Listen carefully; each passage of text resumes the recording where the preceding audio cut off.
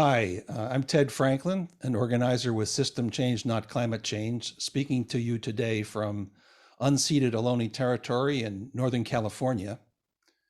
On behalf of System Change, Not Climate Change, I'd like to welcome you to the latest in our webinar series on issues of interest to the eco-socialist community and our friends. If you're not already familiar with our organization, I invite you to check out our website at systemchangenotclimatechange.org, where you'll find our points of unity and many articles providing perspective and news on the climate justice movement and our efforts. Lately, System Change, Not Climate Change has been talking about labor quite a bit. In fact, this is the fourth of our recent webinars devoted to building worker strength and solidarity against the capitalist behemoth that seeks to subjugate us all completely and forever. We see the ecological crisis as an outgrowth of the capitalist system. While we know in advance that the COP26 conference beginning in Glasgow, Scotland, is bound to produce disappointing results, it is surrounded by false solutions and corporate interveners. We still have hope. With a labor movement that fights for climate and racial justice, and a climate movement that fights for labor and economic justice, we can win. Labor actions over the past 20 months have been catalyzed by frustration over inadequate protections and compensation during the COVID-19 pandemic. Small-scale, industry-specific dissatisfactions and fear quickly turned into protests against working conditions in general across many essential services, including agriculture, retail, food service, shipping, mailing, healthcare, elder care, childcare, education, transportation, entertainment, and other industries. Strike activity is still far from historic levels, but there is a sense for the first time in decades that the upsurge has come as a mood of hope and expectation break through the clouds. As Blanca Olivares, who started a walkout in May 2020 by herself against an apple packing facility in Washington State, said through an interpreter, "The hardest part was to dare to do it. But once you dare to jump, you have others there to support you." Today, we'll hear from workers in 3 industries where employment is precarious, but where workers are coming together, fighting against precarity and finding solidarity. First up will be writer and organizer Eric Thurm, representing the Freelance Solidarity Project of the National Writers Union, my own current union. Eric is also an active member of Democratic Socialists of America, New York chapter. Eric will be followed by Olga Lexell, a California-based script reader and member of the entertainment industry's International Association of Theatrical and Stage Employees, Local 871, for which she's the climate justice coordinator. Olga is also a freelance journalist and a member of the Industrial Workers of the World, IWW Freelance Journalists Union. And speaking third will be Steve Ongerth, a ferryboat deckhand on San Francisco Bay. Steve founded the IWW's Environmental Unionism Caucus and maintains its highly informative website. Steve is an active member of System Change, Not Climate Change, and a frequent speaker on green unionism. Each of our guests will speak for 12 to 15 minutes, and then we'll open this up to questions from you, moderated by NWU and System Change member Maura Stevens, if the internet gods permit. She is currently facing the possibility of an interruption because of a downpour in Costa Rica that will interfere with her internet connection. So we'll see how that works out. And so now I'd like to turn it over to Eric to begin. Hi, everybody. First of all, just wanted to say thanks to System Change, Not Climate Change for having me and putting this together. I'm excited for us all to talk about, our sort of relevant workplace issues and how we can hopefully support each other. I am going to see if I can share this. Can people see this? Can someone just unmute, because I can't see anybody's video. No problem. Looks good. Fantastic. Okay, then we'll just sort of get started. So these are some slides that I threw together last night. It's very possible that they won't cover everything, but I am going to try to just sort of talk a little bit about what FSP is, what we do and have been doing, and sort of what we're hoping to do in the future. And then, if we have extra time, that's great, and hopefully we'll be able to get through more questions. So what is FSP? Because I sort of, come into a lot of this. There are a lot of different three-letter acronyms floating around, and what is this particular one? So the sort of very brief history is that for the last 5 or 6 years, there's been a really big wave of organizing in across media, particularly in digital media, and FSP was started primarily by folks who had been involved in bargaining in a lot of those early shops. So like what is now the Gizmodo Media Group, Vice, MTV, like a lot of other places. And a lot of people who were on those bargaining units took buyouts and then thought, I now have been exposed to labor organizing and been exposed to this way of being political that I had not encountered before. Why is there not any sort of protections, and why are we not doing this kind of advocacy for freelancers? So FSP started in 2018, and after about a year, we joined the National Writers Union. I just am going to leave this quote. I just think this is cool. When we voted to join the NWU, I did not know that Toni Morrison had given the keynote speech at the union or at the conference that later spawned the NWU, but I do think it's worth noting, particularly that the history of the NWU, is a lot about people responding to similar conditions of precarity and corporate consolidation, hostility to free speech, like a lot of things that, are, I think, eerily similar in a lot of ways to the working conditions that people are facing today as freelancers. So there are a lot of challenges that we have sort of encountered, and reasons why it is difficult to or can be difficult to organize this sort of like broad precarious workforce.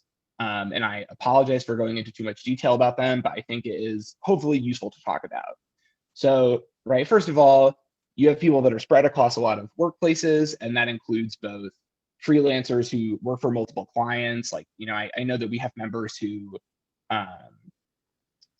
will write for like 15 places in a year, right? And it sort of is hard to think of yourself as being part of one workforce rather than 15. Also, each publication has a lot of different freelancers. There isn't a shop floor, especially for freelancers. You don't go into the office. Particularly now, obviously, like it's harder than ever to actually talk to people that are your coworkers. And especially for freelancers, the sort of like atomized nature of the industry is such that everyone is kind of in their own little bubble, working on stuff that they're doing in a way that I think not only makes it harder to develop relationships and solidarity with other freelancers, but also invites you to think of those people as competition in a way that ultimately just sort of like makes things better for management. Another thing that we found is that although we're part of the National Writers Union, there are freelancers in the industry who do a ton of different kinds of work. So obviously that includes writing, but there's also editing, photography, video editing, like podcasts, and sort of as the nature of media, continues to sort of mutate and expand, that as things come up that you wouldn't necessarily imagine as being part of the traditional dictate of the National Writers Union, but we really want to be a home for people that are united by their shared workplace conditions in the industry, and sort of be a home to people who have that in common, even if it's not necessarily the written word. Also, this arguably illegal. This is one of the first things that people talk about a lot when you bring up FSP, because they say, "Oh, isn't it illegal for freelancers to organize? Is it illegal to organize freelancers under Taft-Hartley?" So the short answer is no. The long answer is no, but with a question mark at the end. I definitely don't know as much about this as a lot of the legal people who have worked on it, but definitely it's put us in a situation where we have to focus a lot on organizing things that aren't wages exactly, because the there are like possible interpretations of Taft-Hartley that suggest that freelancers bargaining for wages would constitute price fixing.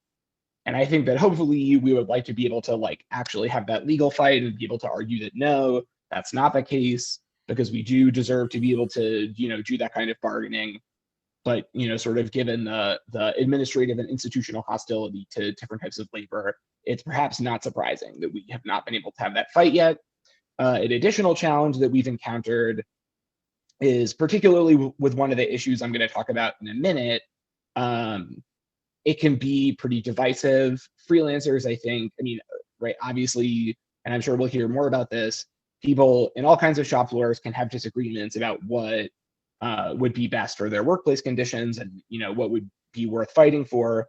But in particular, one of the things that FSP has worked on and that the NWU is really committed to is ending employee misclassification, which, for anyone who maybe is not blessedly not that familiar with the concept, basically just means people are being classified as 1099 contract workers when really they should be full-time and thereby entitled to union benefits, a full salary, healthcare, all of the things that in theory we would sort of take for granted if we lived in a sort of baseline humane society.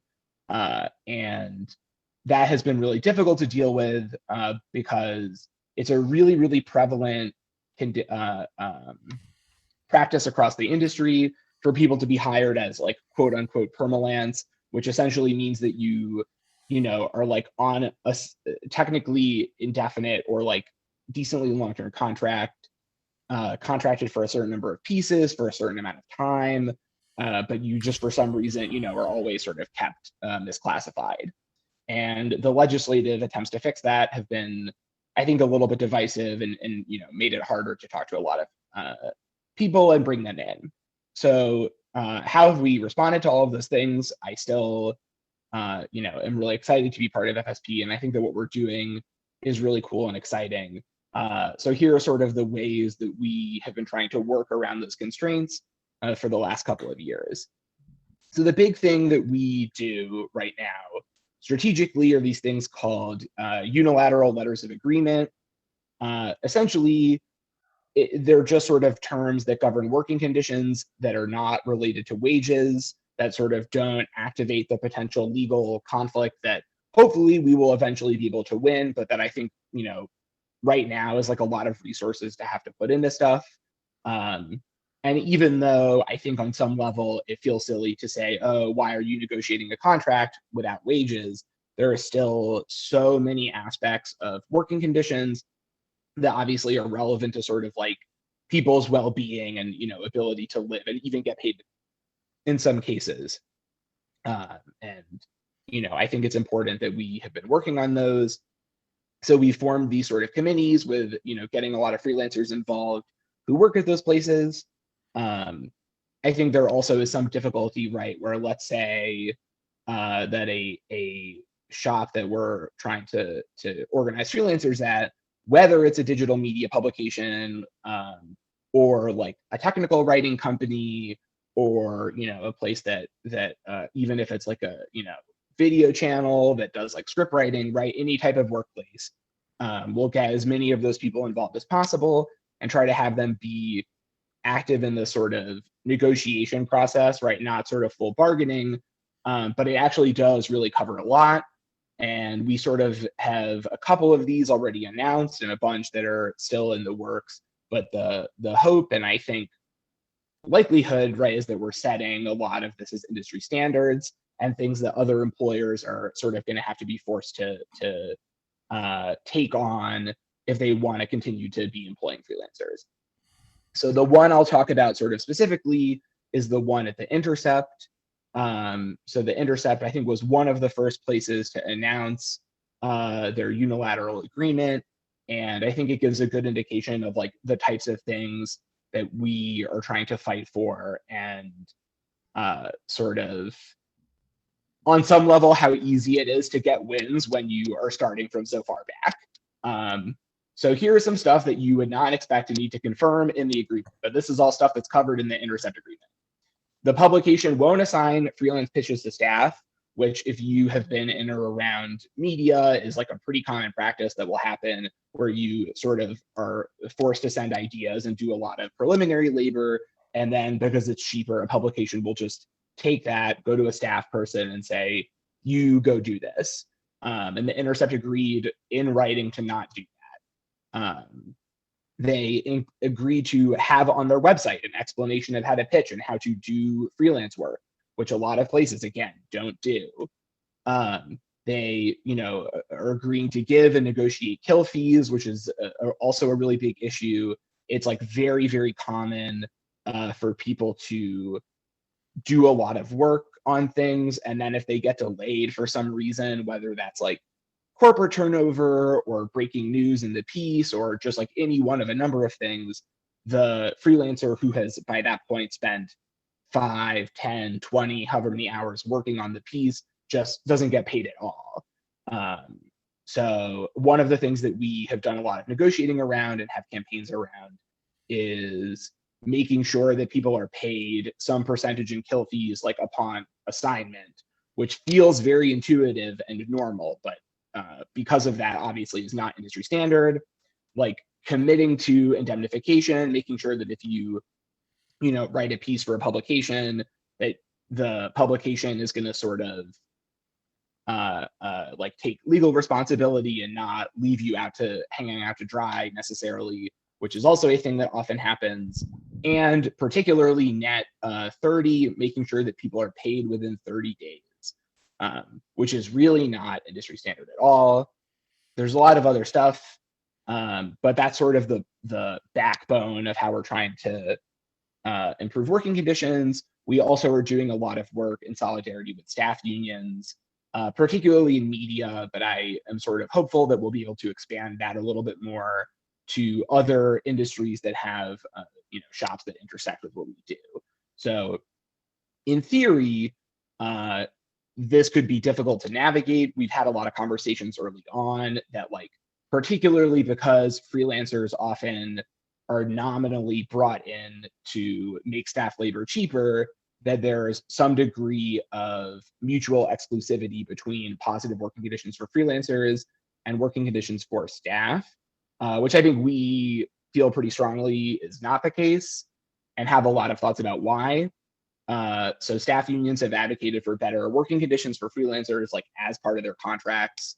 A bunch of staffers at Vice, when they negotiated with the WGA, said the fact that our freelancers aren't getting paid means it's harder for us to assign work. And because then it was relevant to their working conditions, they made it so that people got paid regularly. Covers a lot of different types of work. And I think it's just a thing that we are going to have to do more often as this stuff collapses. We recently got a lot of people to sign on to a petition committing to not doing struck work if the New Yorker ended up going on strike, which they were on the verge of doing in May, but thankfully they won everything they were fighting for. We also have a rate sharing campaign to sort of make pay as transparent as possible, particularly because there are so often big pay disparities between even people who freelance for the same publication. It just like puts everyone in a better space to negotiate. We're working through the website Who Pays Writers, which I highly recommend checking out. It includes a lot of other stuff besides writing. And particularly now we're working on the Freelance Isn't Free legislation, which is currently law in New York City. It codifies a lot of stuff that you would expect to be normal, but I do want to call attention to the fact that it gives freelancers a mechanism to hold derelict employers accountable, and that because a lot of the media companies that freelancers work for are based in New York, people who are freelance but don't live in New York have been able to invoke the city council legislation and still and be able to sort of successfully get payment out of shops, even if they're not in New York, which I think is like a really exciting thing that I would love to talk to people about more, to just sort of get as much cover as possible out of these laws. The LA version recently passed out of committee in the city council, which we're very excited about. and hopefully we'll cover a lot of other sort of freelance work. The New York State version, hopefully, will pass this year, which we're working on. That will include enforcement from the State Division of Labor. I think I'm running pretty low on time, so I imagine we'll talk about misclassification and stuff a little bit more. But yeah, that sort of is a loose guide to what FSP is and what we're doing. It definitely has been tough, but really interesting to sort of like identify and work around these conditions. But it's been really exciting, and I think that we have a lot of cool stuff that we're going to be doing. I think that's all my slides. Thank you very much, Eric. That's been really very enlightening. I think, that to see this kind of organizing going on, it's not something that was happening 20 years ago. It wasn't happening 10 years ago. And I think it's partly because of the internet world that we're in, that the whole notion of how freelance and staff work in the journalistic field is all evolving very quickly. I noticed that the thing that you mentioned about the law kind of piqued my curiosity, because I've worked on that interface before about where workers are misclassified as independent contractors. Once then you have that antitrust issue about, are you price fixing and so forth. But we've got to find ways around the law, and the law has to evolve, and we have to make sure that it gets changed in ways that can foster the organization that we need. But it's got to happen first from the organizing perspective, and it's great to see you doing that work. And with that, I'm going to toss the talking stick to Olga, who is organizing with a union that does have a sort of an established union reality, does work within the constraints of the National Labor Relations Act / Taft-Hartley. Go ahead, Olga. Awesome. I'm actually really excited. I think this is kind of a perfect segue, because my experience within IATSE has been one of navigating existing systems. And it's more about, what do you do once you're actually in a union? Because the unionizing is almost the easy part, I think. So just a little bit of background. I work as a script coordinator right now, which is a position under IATSE Local 871. We actually only recently unionized in 2018. It was a really big effort. We're one of the newest crafts within IATSE, and that's kind of where my perspective is going to be coming from. When we unionized, we encountered actually a series of problems that made me realize that a lot of the work that needs to be done among workers is cultural rather than just about organizing labor. So when we joined 871, and bear in mind that IATSE has been around since 1893. So unlike a lot of new unions, especially a lot of the newsroom unions, we are steeped in politics, structure, and decades and decades of labor history. So when you join a much bigger union like that, you are inheriting all of that. So you're inheriting the fact that IATSE was formally segregated until the 80s. You're inheriting the fact that there is a massive discrepancy within our own union between what men make and what women make. We actually have a big internal campaign right now to fix that. But so what we found when we unionized in my craft was actually that we weren't really welcome. It was an uphill battle to get recognition within our own local. There's a lot of people within IATSE whose crafts have been unionized for decades and decades.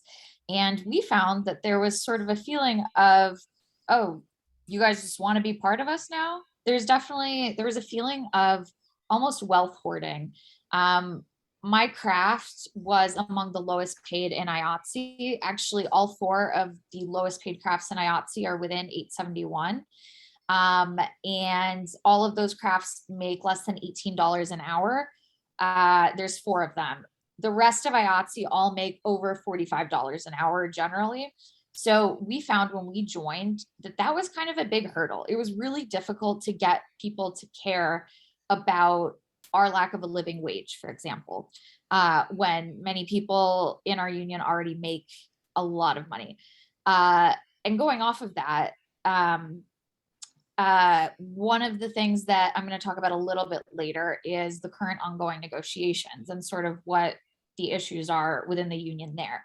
But within IATSE, it's kind of wild. I mean, we have dozens and dozens of locals that all represent highly, highly, highly different interests.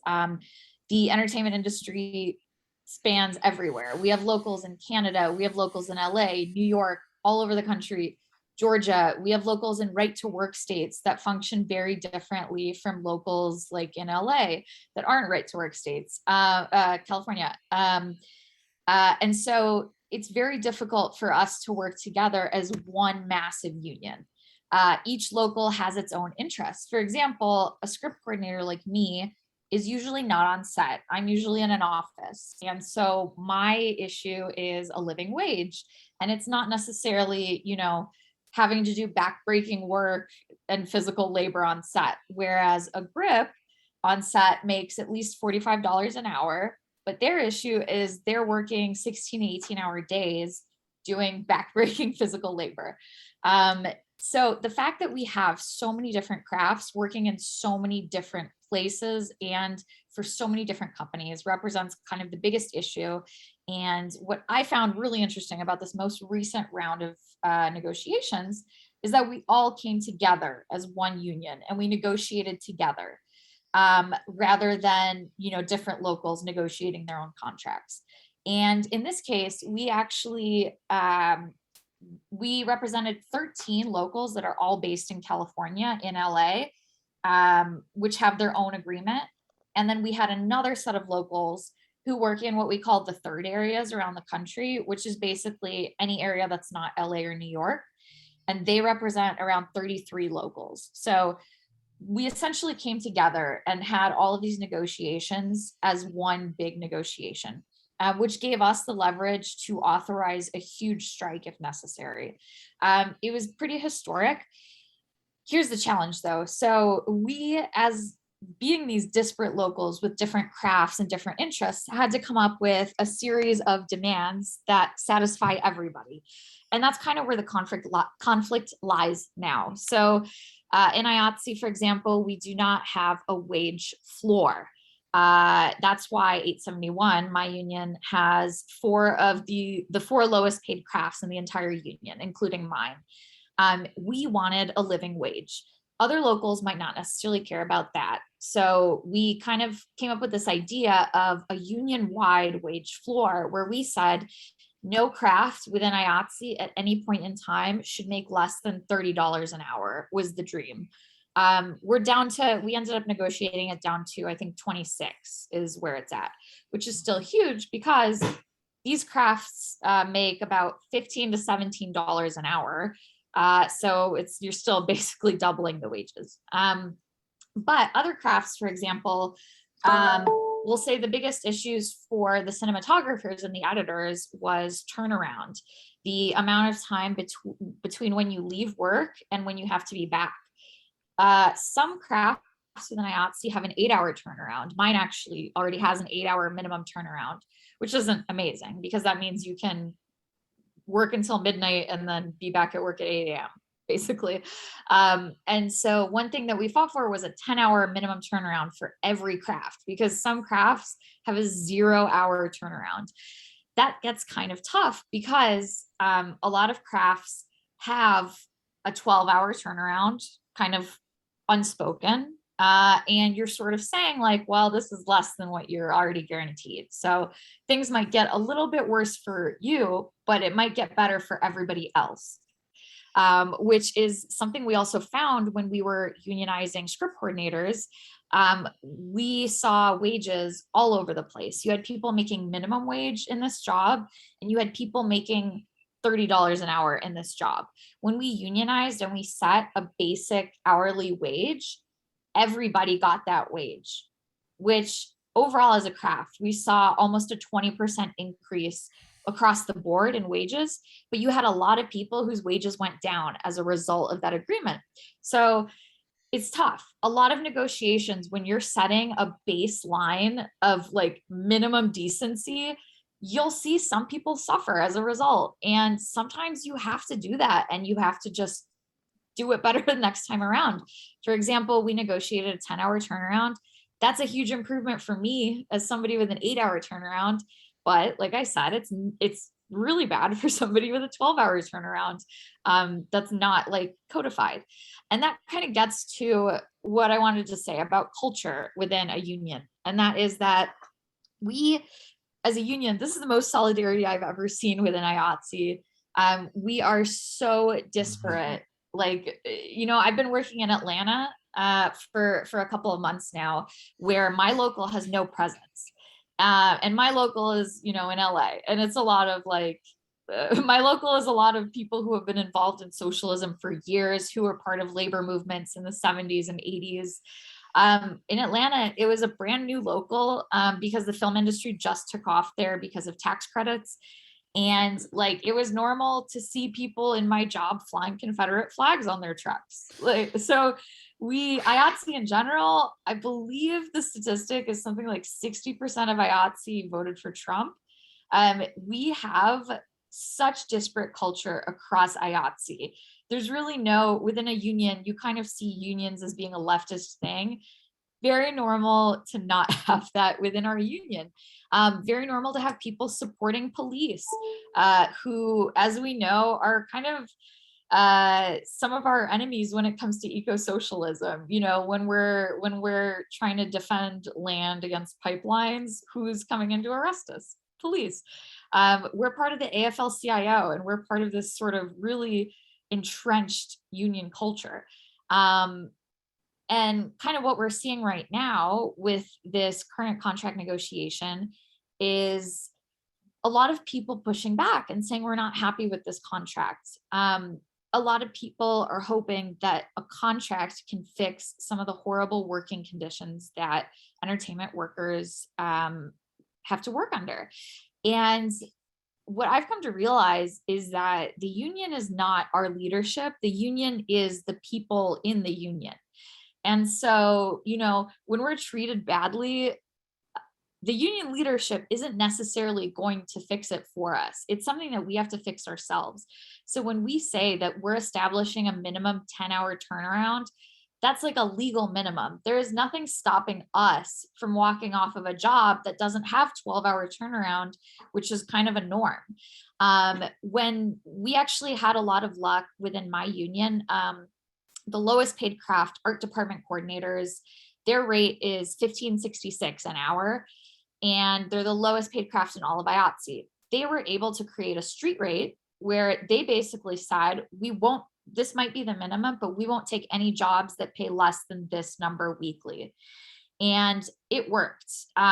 Productions were unable to find people to fill those jobs because they're so low paid that production started just accepting the street rate. That didn't work in my local because for those who don't know, a script coordinator is a position in a writer's room, and it's often a stepping stone to becoming a TV writer. And we have this issue, right, where people take on this job because they want to do something else eventually. We have this issue where a lot of people want this job because they see it as sort of the Hollywood dream and a way to get there. And you have people who are willing to work for even less than our union minimum just to be able to have this job. If I walked away from my job right now and I said, I won't work for less than $20 an hour, I guarantee they would be able to find somebody to do this job, probably worse than me, for minimum wage, because that's just how the culture is. So a lot of what we've been trying to accomplish is internal cultural work. It's actually a big part of our contract negotiations was setting up a program to help people of color join our crafts under mentorship programs, because otherwise a lot of our crafts are really exclusive, and it can be really hard to join some of the IATSE unions, and it can keep people out sometimes. As I mentioned, when my craft unionized, it was really hard to just gain respect from our fellow workers who at the end of the day are in the same union and our interests are tied together, who saw our low wages and said, well, why can't we just fight for the things we want to fight for? Why do we have to fight for their low wages when that doesn't impact us? So building that kind of solidarity is really difficult. I found bringing in leftist stuff can kind of help with that. For example, in my union, I set up a mutual aid fund for people who were behind on their dues, because when the pandemic hit, all production shut down and most people didn't work. Most people still aren't working. There's really not a lot of work in entertainment right now, because a lot of places, I think there was like a 20% decline in how many TV shows are actually shooting. So a lot of people haven't worked, and our dues are really high for some crafts. Not working for a year, that's like, for some people, $3,000 to $4,000 in dues, especially if you work in camera team or something. And if you're not working, that can be really hard to pay. So a bunch of us kind of worked on this mutual aid fund where people who couldn't pay, we would help them. We raised money, donations from people already in our union who are working and stuff like that. And we kind of showed people that this is worker solidarity, and it doesn't matter that we work different jobs. We still want to help everyone pay their dues, even though my dues as one of the lowest paid crafts are only $95 a quarter, something like that. And some crafts, theirs are $1,000 a quarter. That didn't matter to us. We still wanted to help. So fostering that kind of thing is really important once you're actually in a union, because it's funny, when we joined, I felt like, okay, we're in a union, we're good now. The union's going to protect us. And so much of the stuff, as I mentioned, is not things that the union can protect us from. During the current negotiation, one thing that we found was that on our union health program, there was a sharp spike in the last 10 to 20 years of IATSE workers filing UTI claims, urinary tract infections. And from talking to workers, we found that there has been a massive increase in workplaces where it's not okay to just go to the bathroom when you need to, which, how do you protect against that in a contract? Saying to somebody, we need this amount of time for bathroom breaks, that's not really practical. That's not really something, that you can codify. And that kind of thing isn't going to change no matter how good our contract is. I heard from a sound worker, a boom operator, who from holding a boom all day like this, had horrible back problems as an older person now. And he's one of the folks who talked about having chronic UTIs from not being able to leave his post, and now has this like he essentially has this bladder condition that makes him incontinent as a result. How do you codify that into a contract? So that kind of thing, what we're working on is really giving people, empowering them to realize that working conditions are only going to change if we change them. So much of the things that we are codifying now in our contract, like a maximum 14-hour workday, is stuff that is already, if a production you're working on goes over 14 hours for the day, you're working it. The only real difference is that you're getting paid more because the contract says if you work over 14 hours, you get paid more. But that doesn't make it any better. That doesn't make a 14-hour workday okay. Truly, that sounds like something that IATSE was probably fighting for in 1893 as well, So a lot of these things are only going to happen when workers say, we're done. As we saw last week, during the tragedy that occurred on the Alec Baldwin film, where a member of my union was shot and killed by a prop gun because safety protocols weren't being followed. That's not something that's codified in a contract. Protecting workers. I know that morning the entire camera crew had walked off the production because conditions were so unbearable. That very well could have saved their lives, because when conditions like that are so bad on set, it trickles into other areas of it. You have disregard for safety. When you disregard how many hours somebody can work in a day, when you disregard the toll that a 14 or 16 or 18-hour workday takes on somebody, you have disregard for them driving home, from work late at night and falling asleep at the wheel. That's something a lot of us struggle with. You have total disregard for safety on set. I worked on sets that were very dangerous. I used to work in camera crew, and that kind of thing, again, you can't codify in a contract. As a former second AC and first AC, I used to have to carry a camera around, and it gave me horrible back problems. That's just the job. And that's, again, not something that a contract is ever going to fix. So for us, I think the next step, whether this contract is voted down or not, the next step is really working on changing our conditions at a cultural level, telling people that this might feel like a dream job, but at the end of the day, it is labor and you are selling your labor. Like, so many people see being crew as a stepping stone, again, to a bigger job. They're temporarily working on set as a PA because they want to be a director eventually, or they want to be a producer. And they're scared to kind of make any waves while they're in that job, which is wild because most people, the odds of becoming a writer you're more likely to get struck by lightning than become a WGA writer in this industry. And for most of us, the hardest part, even in unionizing script coordinators, was telling people that you need a union now, even if you don't want to be in this job forever. And convincing people of the value of their labor, even if it's not the job that they want to be doing. I think it's a lot easier for unions where you have a job and that's your end game, like a nurses union. You train to become a nurse and you're going to be a nurse. A longshoreman's union, like you're training to become a longshoreman and that's your career. For us, like the amount of different crafts plus the industry itself really gives people this idea that their labor is not of any value, and that they can exchange that. Like, you can just say, I'll be treated like shit, and that's okay because that might be better for me down the road. And that's a really insidious thing. And again, that's not something that's ever going to be fixed by a contract. So right now, my goal, at least within IATSE, is really increasing solidarity between workers, using more political education to show people that your job is labor, and this is the role of labor in this system. And the reason that we hold the power is because as the workers, we actually do have a lot of power over the means of production on a set. A lot of that kind of thing, people don't realize. They just see these jobs as we're working 18 hours a day, we're doing the job that we have to do to get to the next step. And that's really tricky. So we'll see. We're coming up to a ratification vote in a few weeks on our contract.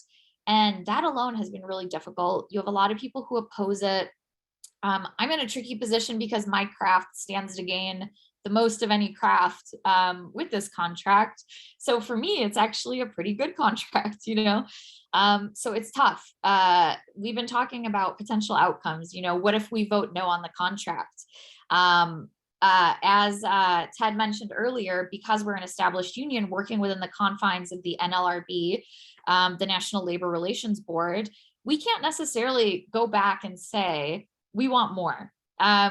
These negotiations started a year ago, and we didn't really gain traction in the public eye until about a month ago, which is right before we voted to strike. Here's why that's tricky. When you come up with demands at the start of a negotiation, you can't change those demands, even if your side gains traction. It's called regressive bargaining. So a year ago, when we made these demands for a maximum 14-hour workday, that was all that the union thought we could get at the time. Given the momentum we have now, we probably could get more if we started our negotiations from scratch. But that's another year of the process. That's another year of people working without a contract, just working on status quo, not knowing if it'll be backdated pay, which is something that we are getting if we vote yes on this contract, going back to August.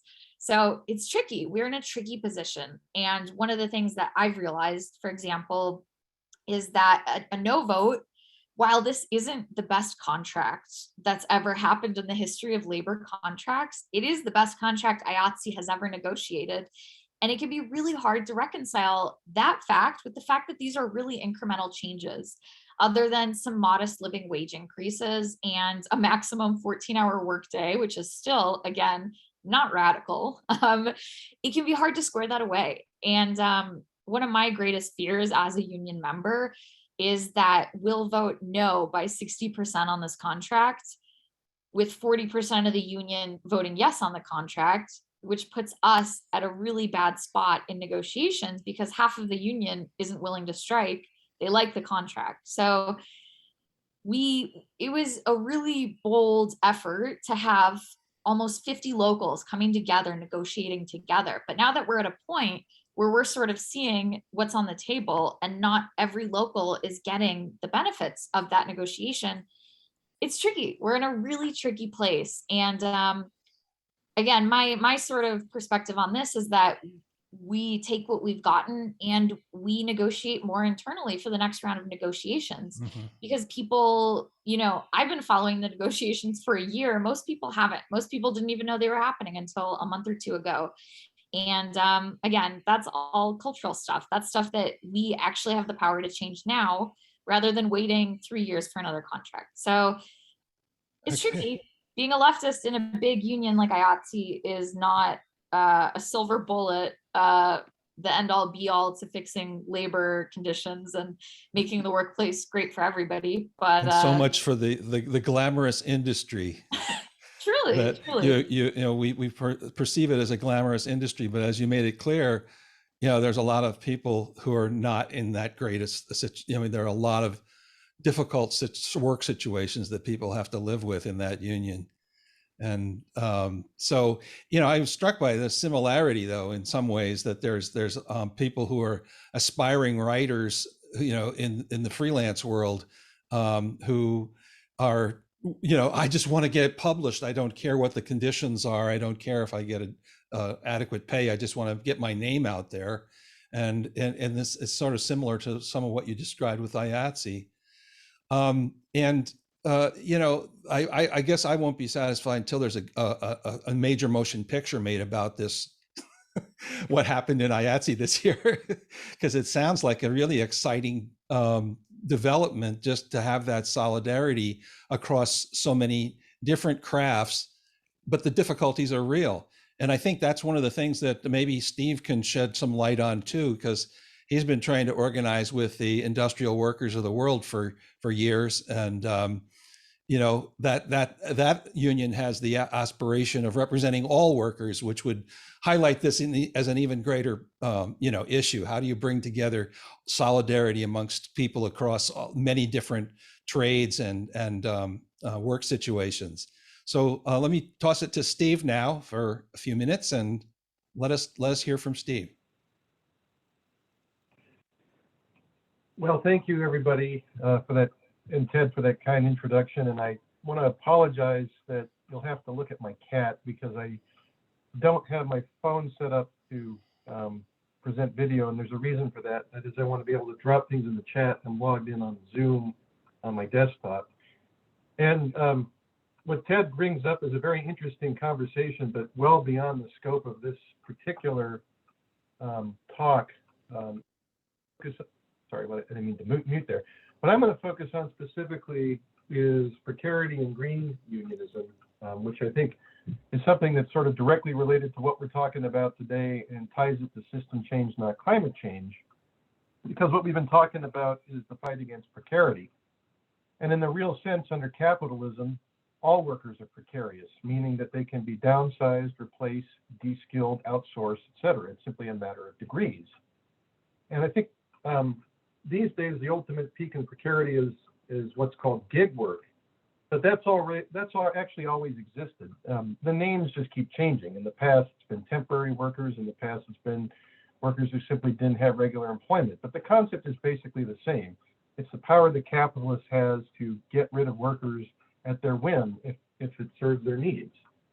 Unions represent a check against precarity, though this occurs on a graduated scale. It's not an all or nothing situation. The stronger the union, the less the worker's precarity on average. And union strength manifests in various ways. It can result from a well-organized international militant democratic union, including one that represents all workers in the same industry as opposed to the same craft, as Ted alluded to and Olga talked about. It's an ideal situation, but rare, with few real-world examples, particularly in the Western world or the global North. The IWW is one union that sort of trends in that direction, but of course it has a long way to go and it's not perfect. More often than not, a strong check against precarity is manifest by union as a result of the concentration of elite craft workers, such as skilled trades unions, which represents a strong guard against precarity, but only for workers in the union, in which case the solidarity is limited to those in the craft. So an example of that might be in a situation like the entertainment industry, you could have writers in a particular craft union, but script consultants not, in which case that, I'm not saying this is the situation, but you could have a situation where those who have the strong or the high developed skills have more checks against precarity than those that are considered less skilled. But there are other checks against precarity, which includes high demand for skilled craft workers in rare supply, high demand for hard to replace workers, such as workers with required skilled credentials, such as teachers or transport workers. For example, I'm a transport worker, and I have to have a transport workers identification card, which is a security card, which limits the boss's ability to make me precarious, because it's not easy to just go get a TWIC card. You have to jump through all these hoops. And if you fired all the workers who had TWIC cards, you'd have to have a supply of workers who have them available, and that's not always the case. Or a situation like now where we have tight labor markets, which exist in our semi-post-COVID world, because we're still not out of it, due to a combination of factors that were spelled out in the Vox article that Maura highlighted, which after I finish talking, I'll try to locate it and drop it in the chat box if somebody else doesn't do it before I do. But this is nothing more than class struggle 101, as expertly phrased by Karl Marx and others. There are new forms of precarity emerging due to climate catastrophe, though, which is, of course, brought on by capitalism. Workers find themselves facing new health and safety hazards and are threats to their working environment, which were not something that generally affected workers in the workplace before, at least not in a global sense. Some examples include increased risk of smoke inhalation brought on by increased and more severe wildfire activity, increased exposure to longer and more severe heat waves directly resulting from global heating. For example, there was a recent case where IWW workers at Voodoo Donuts were fired for striking due to extreme heat in June. The workers walked off the job at Voodoo Donuts in the Pacific Northwest because of that crushing heat wave, and the bosses wouldn't do anything about it. The Voodoo Donuts employers fired these workers, but the NLRB just ruled in favor of the workers and said they did have the right to strike. But it took a lot of legal wrangling to get to that point. There's also the loss of work time due to severe snowstorms, severe hurricanes and or flooding or wildfires. And some workers have lost their jobs due to being unable to transport themselves to work through such conditions. And the bosses said, hey, I need you to come to work anyway. And even COVID-19 is essentially related to climate, as Ian Angus and others have pointed out in their excellent analyses, which you can find on Climate and Capitalism and here on System Change Like Climate Change. These articles link climate change and metabolic rift to increased pandemics. And we know that COVID-19 raised precarity to a whole new unforeseen scale. The struggles related to COVID have sparked a wave of increased union militancy. In many cases, workers, even in some unionized workplaces, lack climate and or environment-related protections, and only through widespread worker organizing have some basic rights in the workplace related to these hazards emerged. The good news is that this has helped further erode support for neoliberal capitalism, though much of that has been channeled into a social democratic capitalist reformism, at least for now, but it still represents an opportunity for eco-socialists and others to organize genuinely revolutionary anti-capitalist alternatives, and the receptiveness to those ideas is increasing. And we all know that a transition to a cleaner energy system is an essential part of averting the worst aspects of climate disaster, though we must all soberly face the reality that we're in for a world of hurt, even under the best of scenarios. The silver lining is that working hard and diligently to organize the best case scenario necessitates some form of eco-socialism and end to precarity. However, this won't be easy or uncomplicated. Skilled workers in building trades, many of which are heavily intertwined with the extractivist fossil fuel and growth for growth's sake supply chains, perceive the needed energy transition as a form of precarity they wish to avoid. Though this is largely based on exaggerations made by the capitalist class, particularly those directly profiting from the aforementioned supply chains. It doesn't help matters that the vast majority of these so-called green jobs tend to have a higher degree of precarity as well as lower standards of working condition and pay. That is why green unionists, eco-socialists, and climate change activists alike call for a just transition for the affected workers. One of the key demands to this transition is that these workers are not subjected to greater precarity. Of course, we're also insisting that these jobs be organized, and the unions need to push for that. This is what could be called green unionism. Green unionism is an essential strategy for addressing climate catastrophe as well as the ongoing challenge of precarity, a persistent feature of capitalism that the bosses will almost certainly try to continue to implement, often as a form of disaster capitalism, as the climate catastrophe worsens. One might ask, is green unionism even possible? Resoundingly, yes.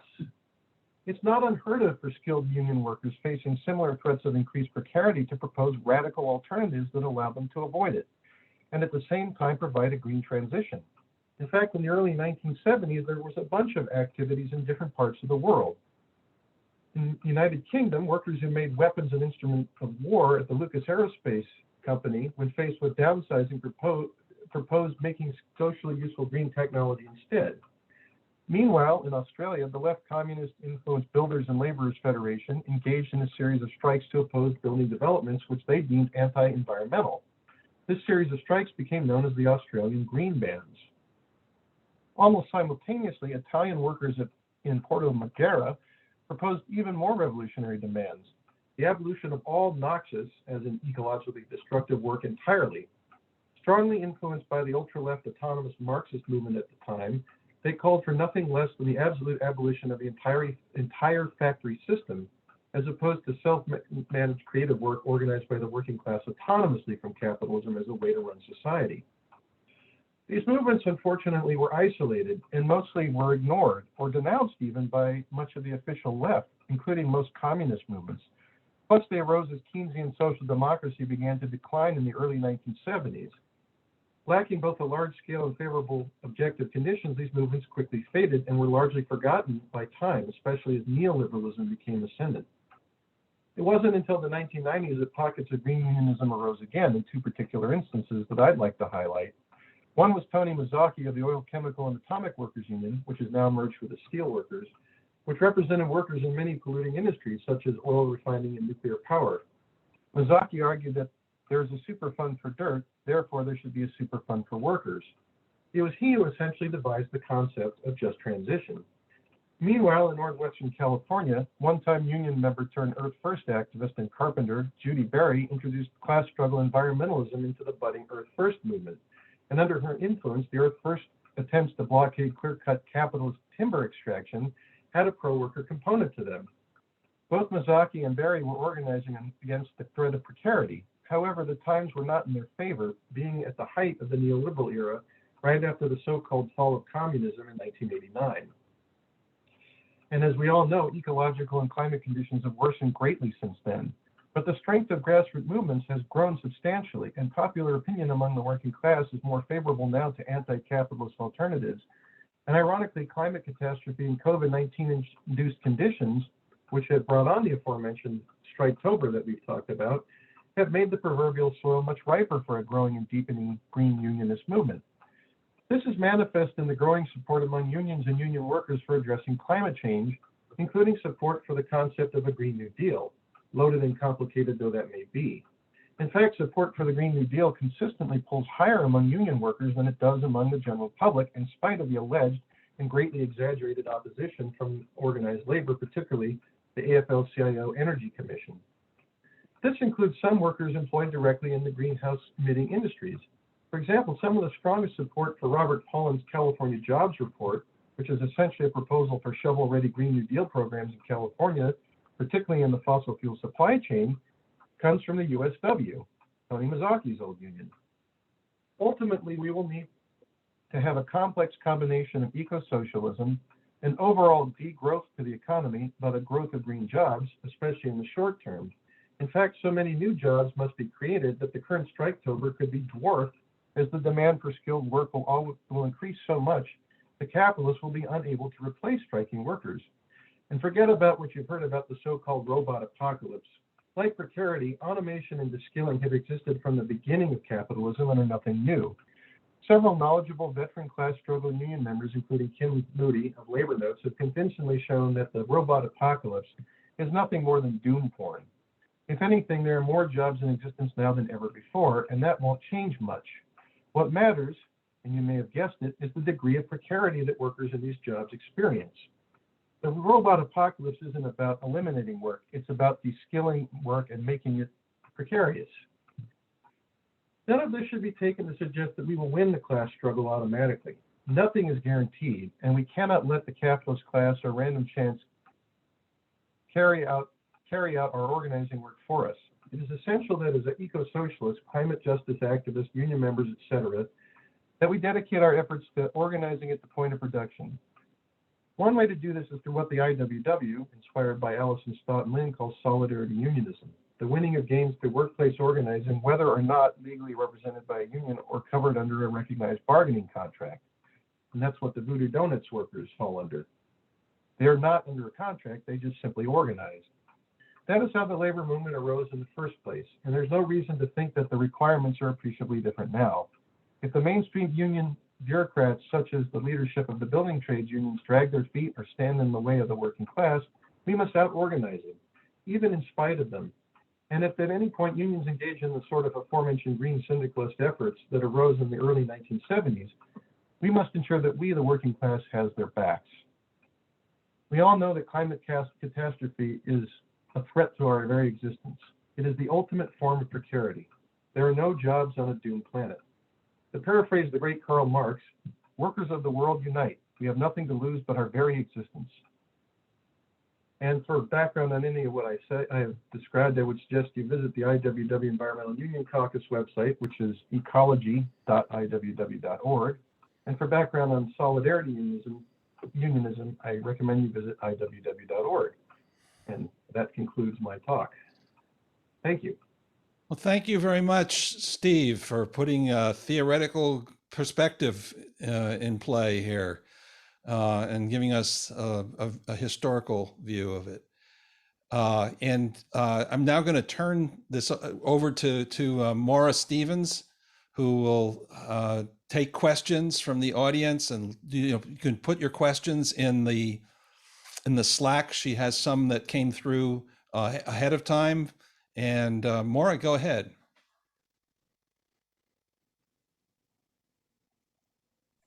Thanks, Ted. Boy, you gave us so much to think about, all of you. Boy, I have a few questions that came in earlier from people who weren't able to be here. Actually, several people in my circles were too afraid to come on here and put their names and faces out because they're afraid that somebody in their employers' organizations would see them and somehow act against them, which was pretty horrifying to hear from people saying that, including writers and academics, especially, two of my fields of endeavor.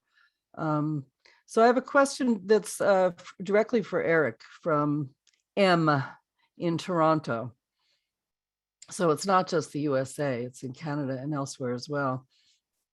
And M says, I'm an essayist and op-ed writer with a pretty good following through my employer right now, but my employer is struggling and not doing very well. So I'm thinking about taking the leap and starting an account with Patreon or something like that. Is there anything labor related that I should be thinking about before I make that leap?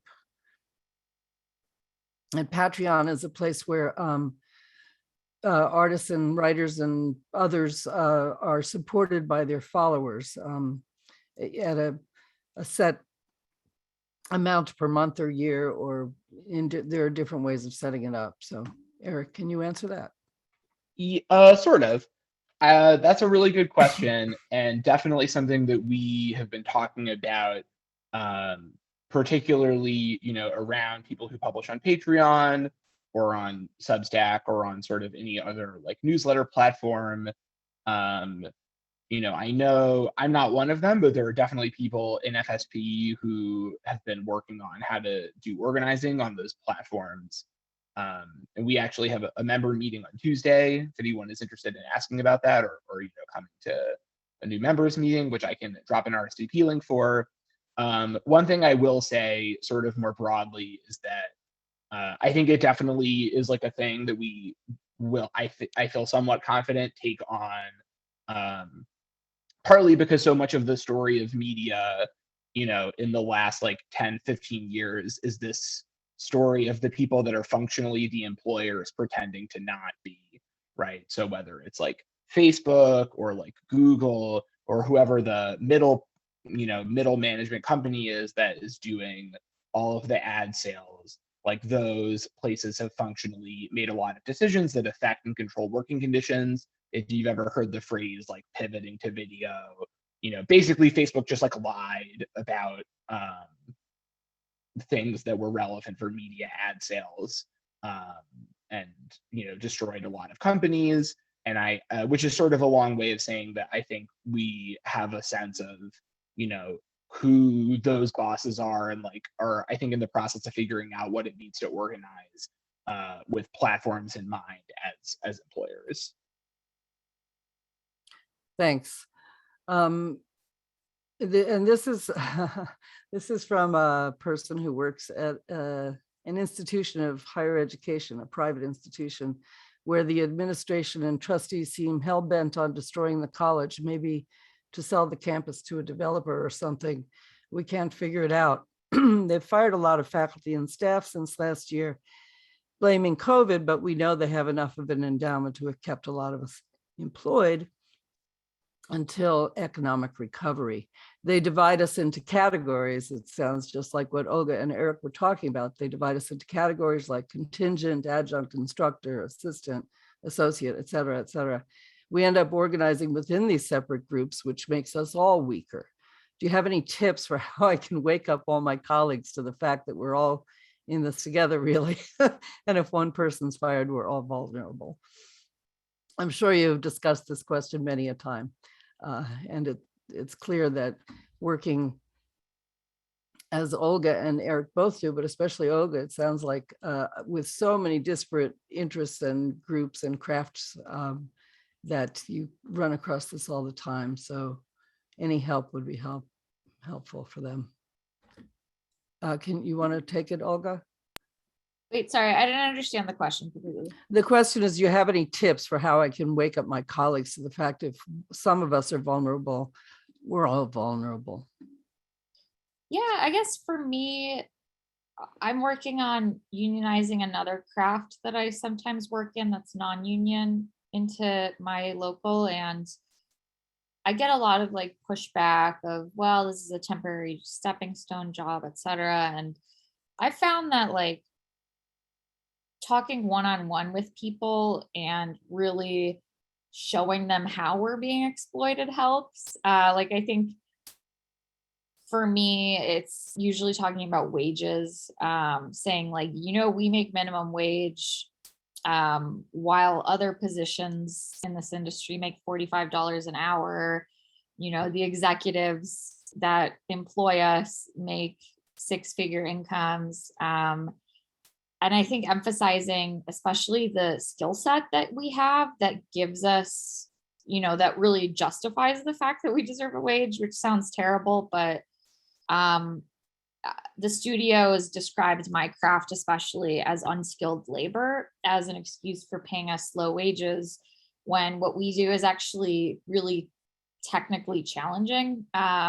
So, telling people you have these skills, and I think really reframing it in people's heads as you don't make $15 an hour, you make millions an hour for a CEO, and they are giving you 15 an hour of that pay. Really showing people that the money is there and it's being withheld from us to pay other people helps. Especially when we were negotiating with the studios, we talked about how the head of their negotiating body makes $2 million a year and is trying to justify us making $15 an hour, which is like 30 grand a year. And sort of saying, what do you think her skills are compared to ours? Why do you think she should be making $2 million a year while we should be making diddly squat? I think especially when you show people the excesses of the people in power who are employing you, it's very easy to see that you're being exploited. I think really making people understand that you are being exploited, especially if you're working in a medical setting, you have to have like technical skills that the average person doesn't have. I think a good litmus test is, could somebody walk off the street and take your job and do it as well? If no, then you should be paid more. no matter what it is. So I think that is usually a good place to start with people, in my opinion. Thanks. I wonder, Eric, would you like to elaborate on it? I think this particular question was more about how you get the people who are more secure than those who are less secure to help and feel that solidarity with those who are in more precarious situations in the same workplace.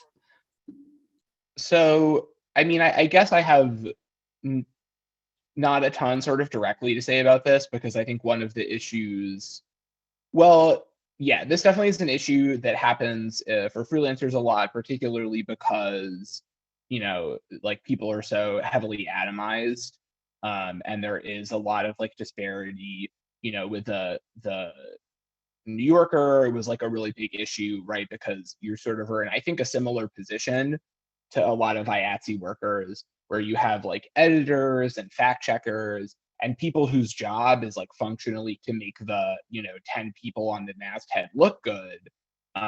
But those people are all also contract employees. And I think that having those conversations and relying on specific relationships was really important. Like, I don't know the exact numbers because they didn't have to do anything publicly, but I know that a lot of the staff writers were supportive of the union effort. And just adding one other thing to what Olga was saying, I remember very vividly a few years ago when the grad students at the University of Chicago were involved in a union campaign.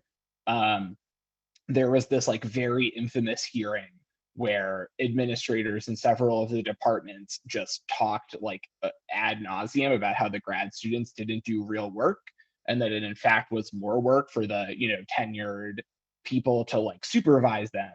And that ended up radicalizing a lot of people who had not wanted to be involved, like particularly the, you know, math grad students who were like not very, you know, I'm not political, but when you hear people talk shit about your work like that, as I feel like I hear a lot from people who know more about this than me, you know, the boss is often the best organizer.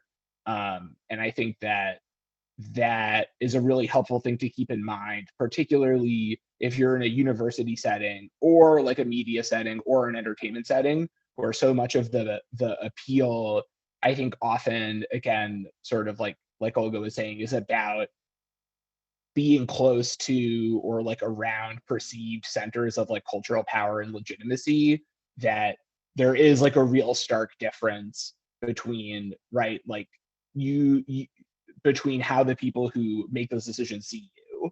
And I think that getting people to like come to that realization that they actually have more in common with you than with, you know, the people that would like step over them if they, you know, were like dying in the street. I think that's like a really powerful way of approaching those conversations. And just to add like to that, for example, we have a lot of producers in the WGA who might not be supportive of the IATSE struggle because they're the employers in a lot of places, and showrunners especially are making millions and millions of dollars a year. And for me, it's always like making people aware that even if you're making $1 million a year, the CEO of Netflix is making $1 billion a year, and you will never reach that. I think a lot of times there's a misguided sense that if they don't do anything, they'll become part of this like elite class of billionaires, whatever, when the reality is it's never going to happen, and you can show them the evidence. Unfortunately, people still aspire to being that, but we can't really change that in this capitalist society. Ted just wanted to see if you could quickly tell us, Olga, if there was anything different about this year that made everybody seem to organize so quickly with such a huge turnout for the vote to authorize strike. It seemed like it was coming together this year in a way that it hadn't before. Was there something in the air or I will leadership? say like a lot of us, because we are, if you're working on a set, your job can't be done digitally. You have to be in person. So a lot of us were placed in like pretty unsafe situations during COVID. I just got off working on a set where I had to be COVID tested every other day. And like, at the end of the day, there's still a pandemic and we are still, putting ourselves at risk, even if we're vaccinated, to make what is essentially just entertainment for somebody else to make money off of. So I think that really made people realize, and I think especially when production shut down for months and a lot of us lost our jobs out of our own control and got unemployment from the government that was pretty good for once. I think it made people take a step back and realize like, oh, I don't have to die for my job to be able to like live and spend time with my family. So I would say COVID for sure at least made people more aware of how bad our conditions were. A lot of people took breaks, and sometimes you just need to take a break before you can even realize like the shit you're in. And then I will say this is the first time that, at least within 871, we had a coordinated outreach campaign to reach out to every single member to tell them to vote yes. I think that was the first time we've really done that kind of thing. A lot of people weren't even aware that there was like a potential strike happening. So yeah, targeted outreach for sure. I mean, we definitely knew that we had one shot and we had to vote yes, and we had to make it happen. Yeah, we're in awe of that. David Jones wanted to ask a question. Hi, yes, I had a question for Eric about, he showed us a little cartoon about transparency on rate pay. I was wondering if that is a real thing for writers. Do you get to actually see what they pay the other writers, or can that be enforced? So it is, sort of. So basically what this campaign is about collecting information from members about employers and how much they pay, and trying to have some kind of standardization is the word I was looking for across those employers. So it's not a thing that is like legally actionable, but it just is a really good like resource sharing skill. That's done in partnership with Who Pays Writers, which now I think is like owned by NWU. I just posted the link in the chat. But there is a lot of, yeah, so basically, like a lot of people have contributed, and I think that like we've been talking about, it's another instance where more solidarity, gets the goods and like snowballs and makes it easier to get more information and makes it easier for people to negotiate. And the link I'm about to drop in has a searchable database that people can use. It includes a bunch of different types of work. Obviously, it doesn't include everything, but hopefully, the more people who add to it, the more negotiating power everybody will have. Great, thanks. And we have a couple of sort of big questions that are less specific, but really important, that came in from different people. Well, there was one about the oil and gas industry, but I won't get into that. That would take forever. We're down to the last 8 minutes here, but I'll ask these both questions and ask all three of you to chime in. And we'll go in order again. Let's just go Eric, Olga, and Steve, as we did earlier. The question, this comes from Kim G in Ohio, who also didn't want to use her whole name. She says, or she or he, I'm not sure. What are the chances of a really big general strike that would bring labor and climate people together? Are there any groups working on that you know of for 2022? Okay, big general strike is the first question. And the second one comes from Pat O'Malley in South Carolina, who says, are there any specific things we can do to get the PRO Act passed by the Senate? Are there any likely senators who haven't yet signed that we should pressure? So if you have an answer for either the big general strike or the PRO Act, Eric, please. I think that my answers to both of these are probably slightly grim. Like, I don't know if people are trying to do that kind of work. Like, even sort of with the amount of, like the sort of media, like good media narrative and like sort of perceivable cultural shift around like Striketober and what I'm hoping will become No Work November.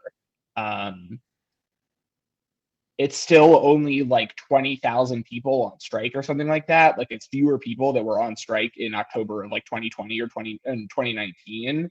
And I think that like it's possible for there to be that kind of strike, but it feels like it would have to be a thing that was more emergent. Like certainly the closest thing to that I've experienced was like the uprisings last year, which like, you know, if you had asked me 2 or 3 years ago, I would have said there's no way that there's going to be this much sort of like reclamation of public space and people like challenging the police and like having these kinds of numbers.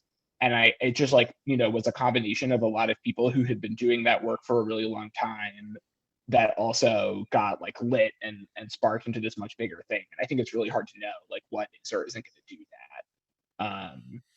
Although I do think a lot of it is about like, you know, more substantial like, you know, risk taking that people are willing to do. On the PRO Act, I don't know. My understanding on the sort of like latest iteration is that there are parts of the PRO Act that are like in the bill, that whatever the name of the bills are that are happening now. And honestly, I like don't know that much about the sort of like Kremlinology, court intrigue thing of what is happening with those bills, because every time I read about it, it makes me dumber. Right, like whatever. My sense is that we sort of have like, unless you can, you know, go like yell at Joe Manchin on his yacht, which like people absolutely should do, or like can do something that's more direct like that. My sense is that, you know, sort of the average person has like much less of an ability to influence what goes into this like weird, you know, Frankenstein piece of nothing. But maybe other people have knowledge that is more positive and will make me feel dumb. I hope so.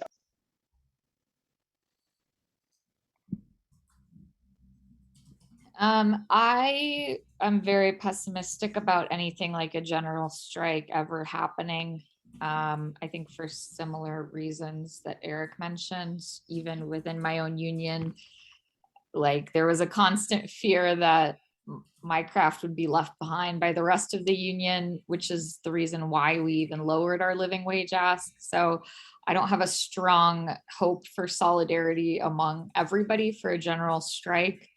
I think yeah, again, it's a very, while it is exciting to have so many people striking, none of us are striking for general reasons. We're all striking for extremely specific asks that don't really impact that many people. I think we would have to do a lot more political education, you know, in general as a country for us to get to a point where we have that level of solidarity. Regarding the PRO Act, I'm a pessimist about anything related to electoral politics. And I think that if the Democratic Party wanted to pass it, they would have found a way. I think it's very easy to scapegoat people like Joe Manchin and Kristen Sinema, when the reality is that if they were actually presenting a challenge to the Democratic status quo, they would have found a way to get rid of them, just like they do to all of our socialist candidates. So I think that it will take much more radical work to make anything like that happen. Having just gotten out of a right to work state, I think that the odds are stacked against us in that fight right now. I think right now the best thing that we can do is keep unionizing everybody and keep making our unions stronger for the time being. Can I actually add one thing before Steve goes to that? Sorry. I think that's right. I do think that one other thing, like, I think I'm slightly less pessimistic electorally, but that might literally just be because I live in New York, in the New York City Council district with the highest concentration of DSA members in the country of any like municipal, you know, piece of the country. But I don't know. It feels like sort of there's a lot to be, if not excited about, at least cautiously optimistic about in like local elections. And I feel like one thing I have thought and learned about a lot is that there's like a lot of power in these offices. And, you know, like Olga was saying, like a lot of the sort of mainstream Democratic Party is unwilling to wield that power, but putting people in positions where they are able to use it, you know, whether that's like in state legislatures or on city councils or as, whatever sort of other elected offices, I think hopefully, gives more of an opportunity to try to do the things that we want. And also means it's much less likely that they'll, try to come after you.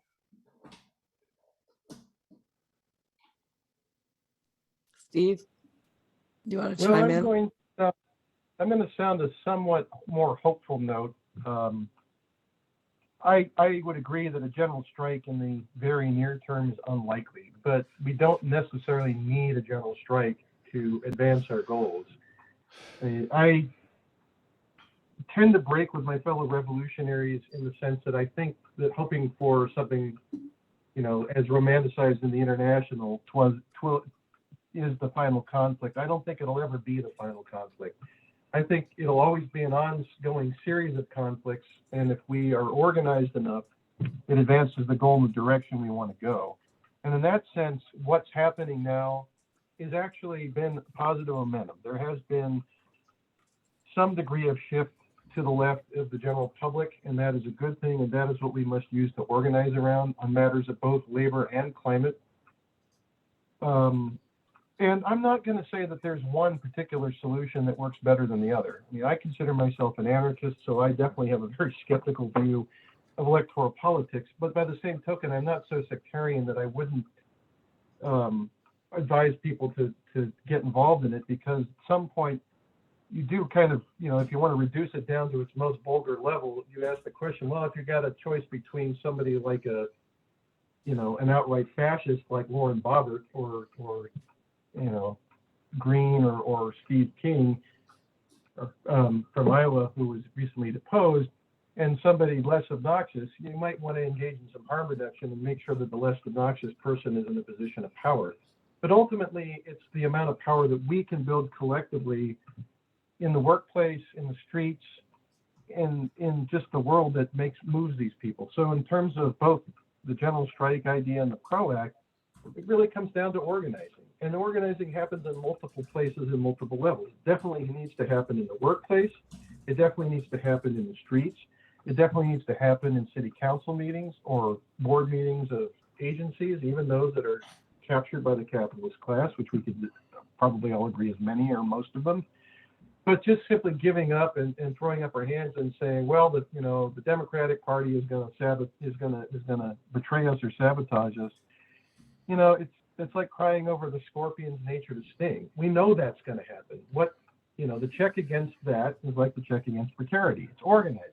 The more organized we are, the less power the Democratic Party has to screw us over. The less power the capitalists have to make us precarious. The less power the union bureaucrats who tend to drag their feet or maybe even are in bed with the capitalists have to sabotage our movements. It's all about organizing. And what I do see, and I think this is a very hopeful sign, is that the growth of grassroots organizing has continued and has increased and has deepened. And I think there's a tendency for a lot of people on the left, particularly those who ascribe to maybe old left ideologies that would include both Marxism and anarchism or a combination of both, to dismiss movements because it doesn't conform to our precise party line or our precise methodology. And I think that's a mistake. It doesn't mean that we give up on our principles. If you believe in a workers' party, by all means, continue to organize for a workers' party. If you believe, as I do, that we need to organize towards a general strike or just continue to organize in the workplace, do that. We don't all have to insist that our way is the only way, and we don't have to limit ourselves to just thinking that our way is the only way. The more organizing we do, the better off we're going to be. And I think as the climate crisis deepens, and I think we're already seeing this, there's an increase in organizing. Yeah, there's going to be some mistakes made. It's not going to be perfect. There are going to be wrong turns. There are going to be dead ends. But I do think, and this is why I'm thinking this is a hopeful note, is that there has been a growth in people pushing the envelope. And I think that's going to continue. And it's our job to make sure that continues to a degree in the direction that we want to see. So that'll end there. Thanks, Steve. And I'm struck by all three of you that you're organizing with love, as we tend to do as eco-socialists, and that's really awesome. This has been so enlightening, and really for me, it's been energizing and positive. It's been I've been working with Eric a little bit in NWUFSP, and the people organizing there are full of love and smarts and caring and sharing. And it's just made me feel welcome as a newbie. Even though I've been a member of the union for many years, I've just started to get active with them as a new freelancer. And anyway, so thank you to Olga and Eric and Steve and to all of you for joining us. We will be posting the video on our YouTube page, which I also dropped in the chat. And we'll send you a message when it's live so that you can share it out. It's kind of been nice to have a small group here because it feels more intimate, and I'm looking forward to hearing more feedback from all of you and from those who watch later. Thanks again, and take care, everybody. If you celebrate, happy Halloween. Ciao for now.